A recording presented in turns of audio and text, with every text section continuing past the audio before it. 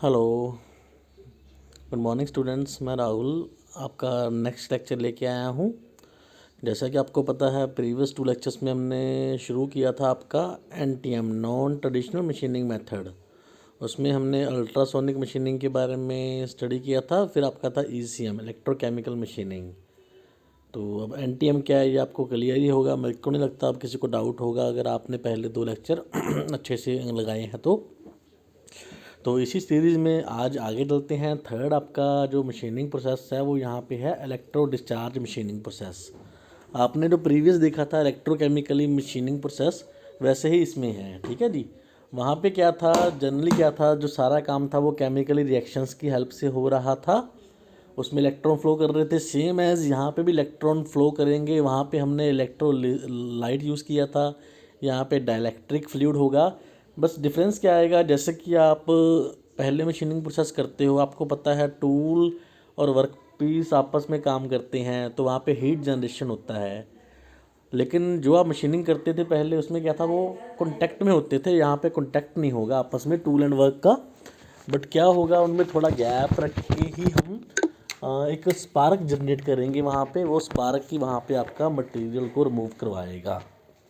तो इस प्रोसेस का नाम है आपका इलेक्ट्रो डिस्चार्ज मशीनिंग। इसमें आगे चलते हैं, वहाँ पे आपको फर्दर ये सारा क्लियर हो जाएगा। तो चलिए शुरू करते हैं। फर्स्ट ऑफ ऑल इंट्रोडक्शन देखिए। Electro discharge machining is an electrothermal non traditional machining process. ठीक है ना। अब इसमें नाम आ रहा है थर्मल। थर्मल मीन्स क्या है, यहाँ पे जो भी काम है आपका with the help of heat ही होगा।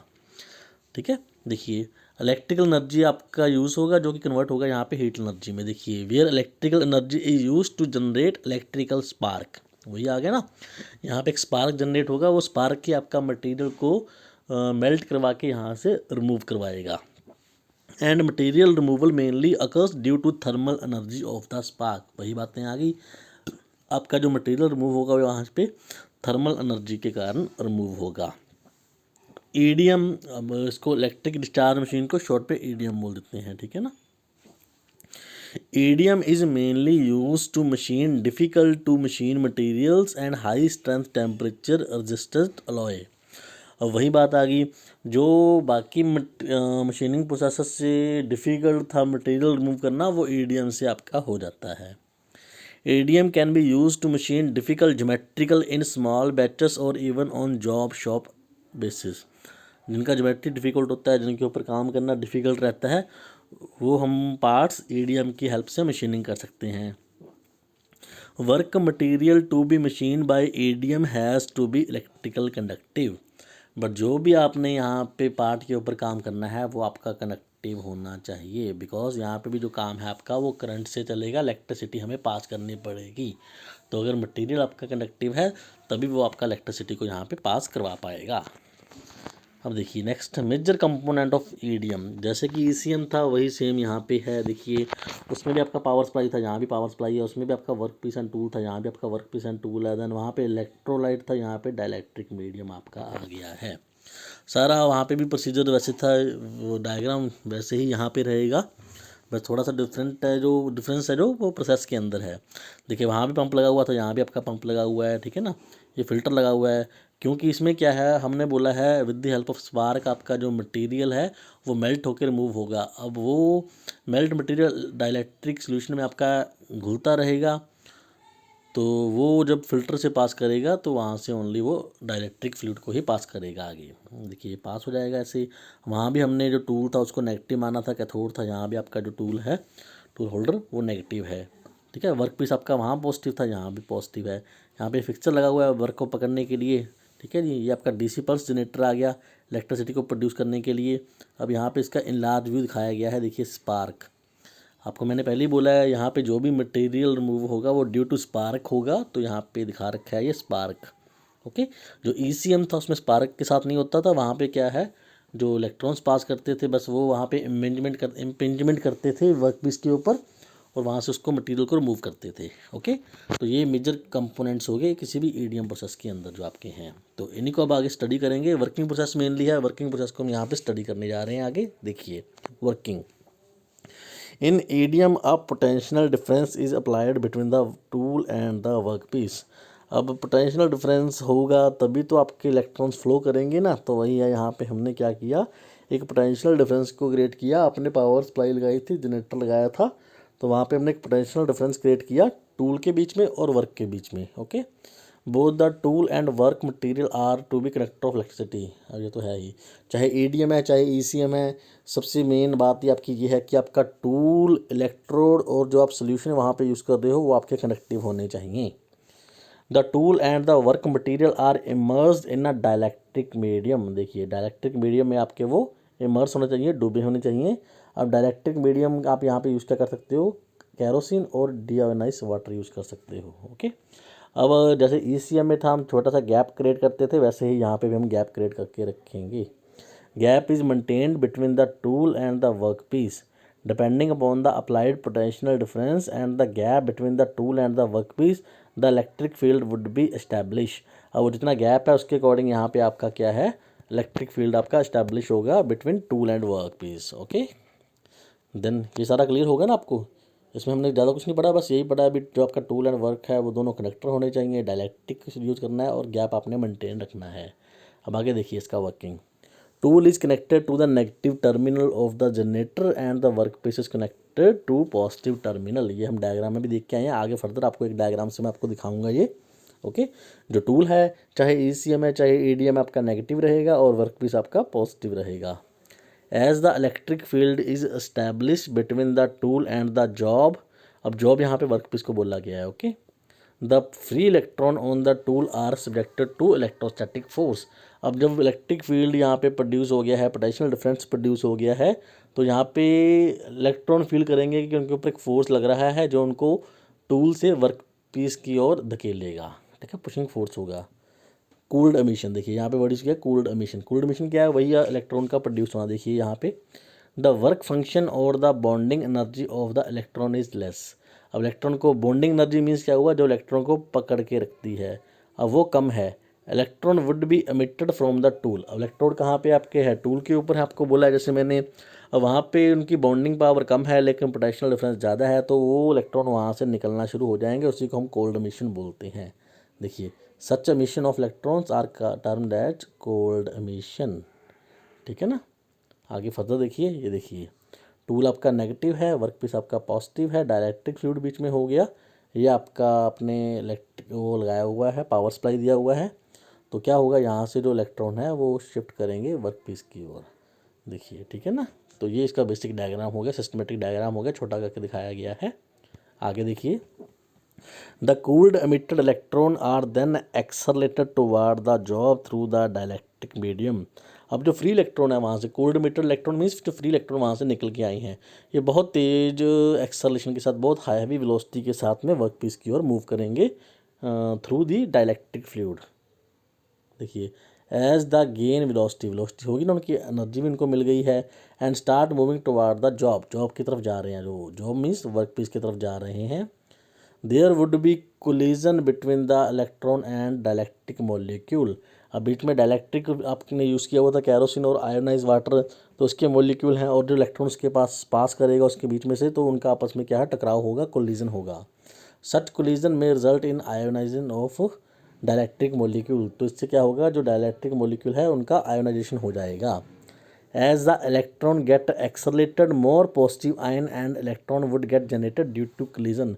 अब जब वहाँ पे कोलिजन होगा, टकराव होगा, तो वहाँ से क्या है, पॉजिटिव आयन निकलेंगे और इलेक्ट्रॉन निकलेंगे। ठीक है ना, एक इलेक्ट्रॉन आगे जाके स्ट्राइक किया मॉलिक्यूल के साथ और मॉलिक्यूल को उसने ब्रेक कर दिया, तो वहाँ से क्या है, वो डिवाइडेशन हो गया उसका पॉजिटिव आयंस के बीच में और इलेक्ट्रॉन्स के बीच में। This cyclic process would increase the concentration of electron. अब इलेक्ट्रॉन और बढ़ गए, क्योंकि इलेक्ट्रॉन पहले ही फ्री इलेक्ट्रॉन, जो हमारे कूल्ड मीटर इलेक्ट्रॉन थे हमारे पास, वो आ रहे थे, और कुछ इलेक्ट्रॉन यहाँ मॉलिक्यूल से निकल गए हैं और आयंस वहाँ पे और ज़्यादा आ गए हैं, तो कॉन्सेंट्रेशन बढ़ता जा रहा है। डायलैक्ट्रिक मीडियम के बीच में जो गैप था, टूल के बीच में और वर्क पीस के बीच में, उन दोनों के बीच में कॉन्सेंट्रेशन बढ़ गया। ठीक है ना, the concentration would be so high that the matter existing in that channel would be characterized as plasma. अब वो कॉन्सेंट्रेशन इतना ज़्यादा हो जाता है कि हम वो जो चैनल क्रिएट हो जाता है उसको बोलते हैं प्लाज्मा। यहाँ पे दिखा भी रखा है, देखिए ये आपका टूल था, ये आपका वर्क पीस था, देखिए ये प्लाज्मा चैनल दिखा रखा है, ठीक है ना। क्या हुआ देखिए, ये पॉजिटिव यहाँ पे शो कर रहा है पॉजिटिव आयन के लिए, माइनस यहाँ पे शो कर रहा है इलेक्ट्रॉन्स को, ठीक है ना। तो देखिए ये इलेक्ट्रॉन्स और यहाँ पे इतना बड़ा चैनल क्रिएट हो गया है कि ये स्पार्क जनरेट होगा इसके बाद देखिए यहाँ पे, तो इसको हम बोल रहे हैं प्लाज्मा। ओके, तो आगे देखिए, the electrical resistance of such plasma channel would be very less. अब इनका रेजिस्टेंस कम होता है, इसलिए वो क्या है, इलेक्ट्रॉन फ्लो करते जाते हैं। देखिए आगे, सॉरी, बस all of a sudden a large number of electron will flow from tool to job and ion from job to tool। अब जो इलेक्ट्रॉन है वो तो क्या करेंगे, ऊपर से नीचे आएंगे, मीन्स टूल से जॉब की तरफ जाएंगे, लेकिन जो पॉजिटिव आयन है वो नीचे से ऊपर जाएंगे, ठीक है ना, मीन्स जॉब से टूल की तरफ जाएंगे। तो इसको बोलते हैं अवलांचे मोशन ऑफ इलेक्ट्रॉन, इसको बोलते हैं अवलांचे मोशन ऑफ इलेक्ट्रॉन, जो मूवमेंट हो रहा है इसको, ठीक है ना। अब ये क्या है, जब मूवमेंट करेंगे तो आपस में स्ट्राइक भी करेंगे रास्ते में। देखिए, such movement of electron and ions can be visually seen as a spark. बोलते हैं इनको हम स्पार्क के रूप में वहाँ पे देख सकते हैं। अब स्पार्क हो रहा है, आपस में टकराव हो रहे हैं, तो वहाँ पे क्या है, बस स्पार्क प्रोड्यूस हो रहा है। Thus the electrical energy is dissipated as the thermal energy of the spark. वही अब जो आपका इलेक्ट्रिकल एनर्जी था वो थर्मल एनर्जी में कन्वर्ट होना शुरू हो गया है। The high speed electron then impinge on the job and ion on the tone. वही आ गया, जो हाई स्पीड इलेक्ट्रॉन थे वो क्या करेंगे, इम्पिंज, इम्पिंज मीन्स टकराव, वहाँ पे जाके स्ट्राइक करेंगे, जो ये जॉब के ऊपर स्ट्राइक करेंगे, और जो आयन आपके वो टूल के ऊपर स्ट्राइक करेंगे। The kinetic energy of the electron and ion on impact with the surface of the job and tool respectively would be converted into thermal energy. वही है, अब हैवी वेलोसिटी का स्ट्राइक करेगा तो वो क्या होगा, वहाँ पे वो थर्मल एनर्जी में कन्वर्ट हो जाएगा, या हीट एनर्जी में वहाँ पे उसका कन्वर्जन हो जाएगा। जो काइनेटिक एनर्जी थी, kinetic energy due to speed ही होता है ना, 10th में पढ़ते आए हो आप। काइनेटिक एनर्जी का फार्मूला था हाफ इंटू mv², ठीक है ना। तो वेलोसिटी के ऊपर डिपेंड करता है, तो यहाँ पे बड़ी हैवी वेलोसिटी थी दोनों की। Such intense localise heat flux lead to extreme instantaneous confined rise in temperature which could be in excess of 10,000 degree. देखिए 10,000 डिग्री बोलता है, वहाँ पे अब जो टेम्परेचर प्रोड्यूस हो रहा है due to this heat flux, वो कितना हो सकता है, 10,000 डिग्री तक वो हो सकता है, ठीक है ना। Such localise extreme rise in temperature lead to material removal. अब 10,000 सोच के देखिए, 10,000 डिग्री सेल्सियस वहाँ पे टेम्परेचर है, तो इतना टेम्परेचर है तो वहाँ पे मटेरियल कहाँ से खड़ा रहेगा, तो बस वही है, वहाँ पे क्या है, मटेरियल रिमूवल शुरू हो जाता है due to this high temperature. Material removal occur due to instant vaporization of the material as well as due to melting. अब यहाँ से जो मटेरियल रिमूव होता है वो दोनों प्रोसेस में होता है, उसका वेपोराइजेशन भी होता है क्योंकि हाई टेम्परेचर है। जैसे पानी के बारे में तो नॉर्मली आप पढ़ते आए हो ना, 100 डिग्री के ऊपर ये आपका वेपोराइजेशन स्टार्ट हो जाता है। तो डिफरेंट डिफरेंट मेटल के लिए डिफरेंट डिफरेंट रहता है, तो वही है। अब यहाँ पे जो मटेरियल रिमूवल हो रहा है वो due to vaporation and melting दोनों के कारण होता है। The molten metal is not removed completely but only partially, ठीक है ना।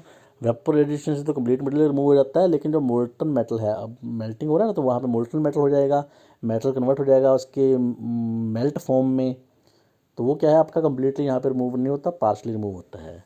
As the potential difference is withdraw the plasma channel is no longer sustain.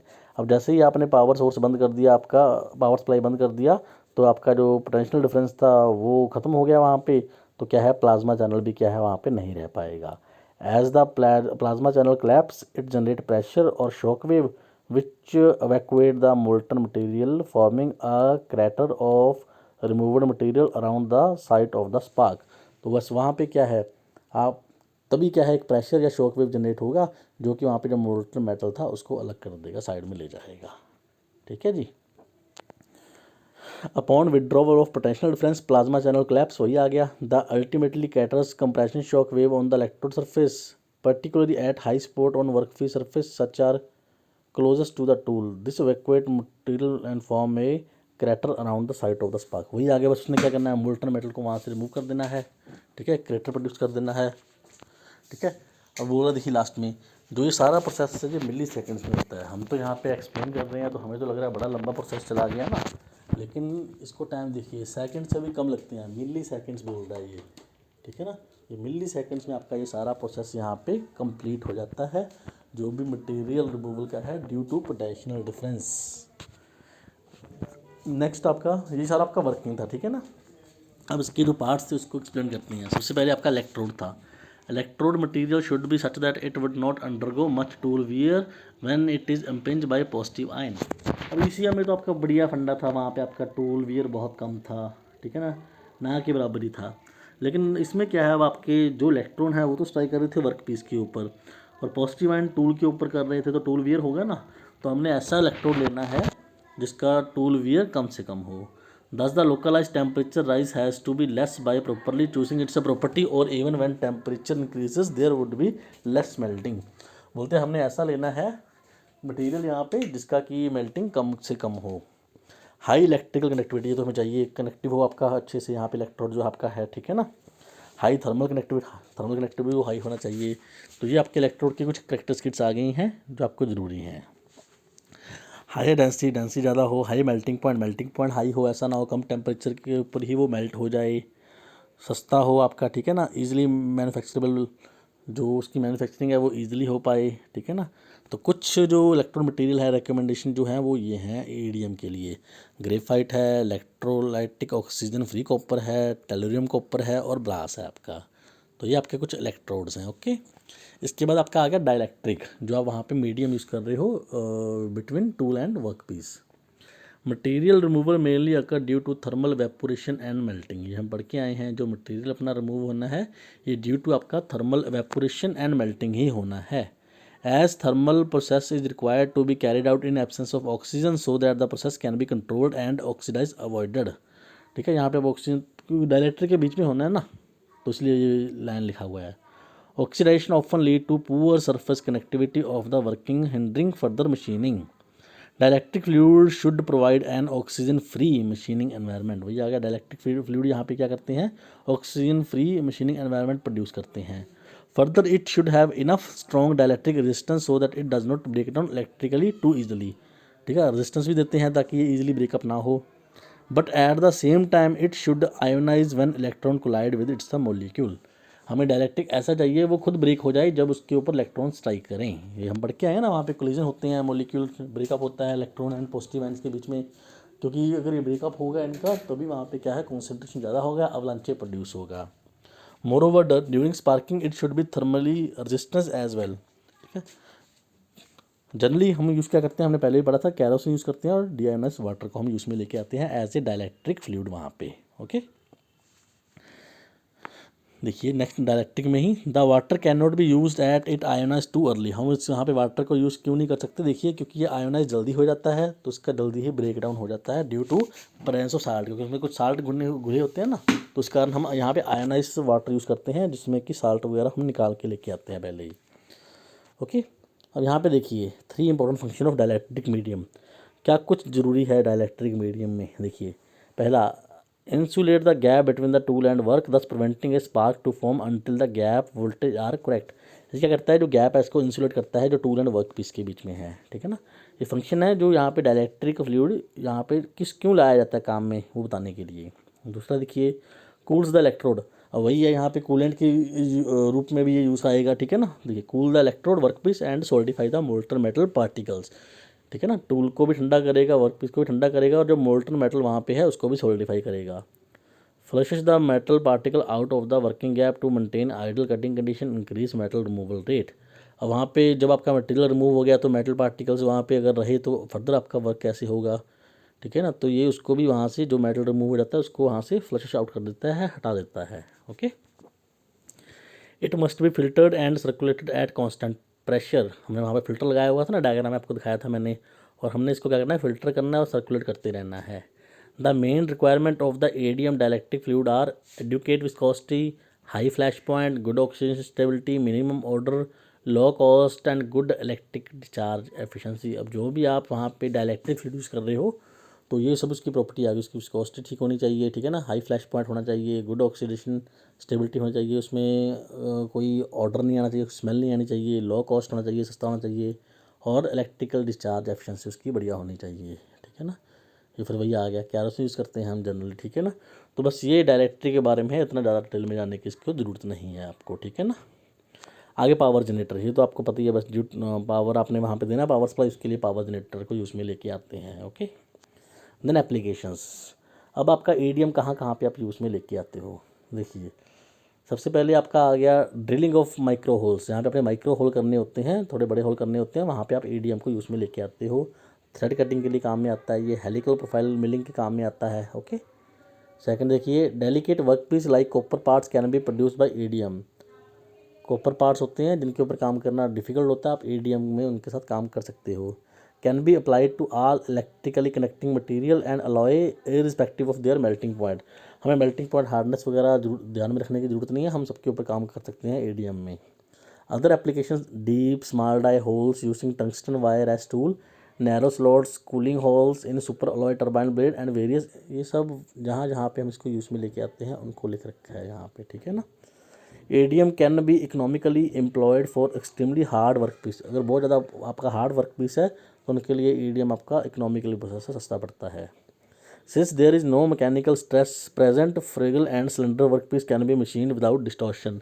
और यहाँ पे कोई भी स्ट्रेस प्रोड्यूस नहीं होती है, हमने देख लिया सारा काम थर्मल एनर्जी के थ्रू होता है, तो यहाँ पे डिस्टॉर्शन का कोई प्रॉब्लम नहीं आता। ओके, एडवांटेज है, इसके फ़ायदे क्या हैं। देखिए, पहला कम्प्लेक्स शेप है, आप उनको इजीली यहाँ पे काम कर सकते हो, ठीक है ना। ये मैंने वैसे इंट्रोडक्शन में बता दिया था आपको, जिसकी ज्योमेट्री डिफिकल्ट है उसको भी आप यहाँ पे इजीली कर सकते हो। देखिए, अब ये क्या है, extremely hard material to very close tolerance, ठीक है ना। तो मतलब मीन्स हाई एक्यूरेसी हो गया आपका, हाई एक्यूरेसी, आप हार्ड मटेरियल के ऊपर भी हाई एक्यूरेसी के साथ यहाँ पे काम कर सकते हो।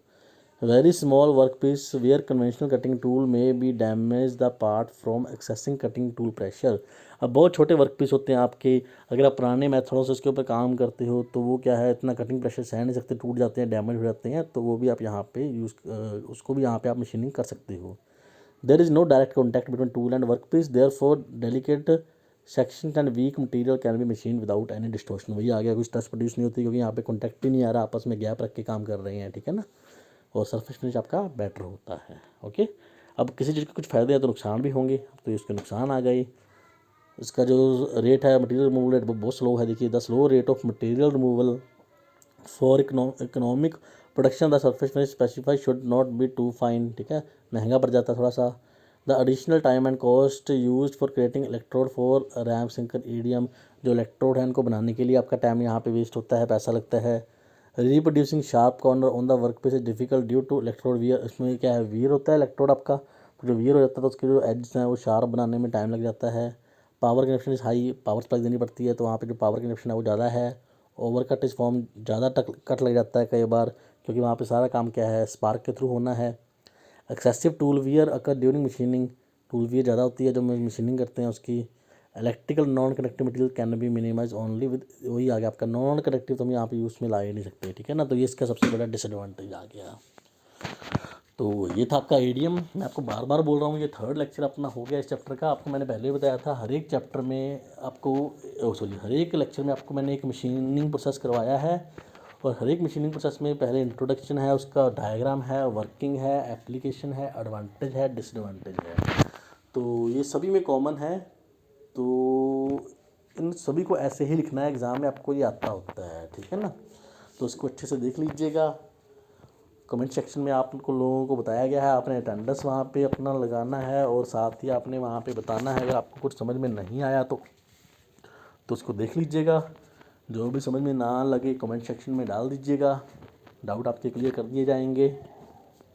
लेकिन वीडियोज़ को देखा करो, एटलीस्ट आप लोगों के लिए बन रही है, और आप लोगों ने इसके ऊपर फोकस करना है पूरा, क्योंकि फिज़िकली क्लासेस का अभी कुछ पता नहीं है। वैसे तो गवर्नमेंट ने बोल दिया है 50% बच्चे आके क्लासेस लगा सकते हैं फाइनल ईयर के, बाकी वो आपके ऊपर डिपेंड है, ठीक है। चलिए फिर मिलते हैं नेक्स्ट लेक्चर के अंदर। Till then bye bye.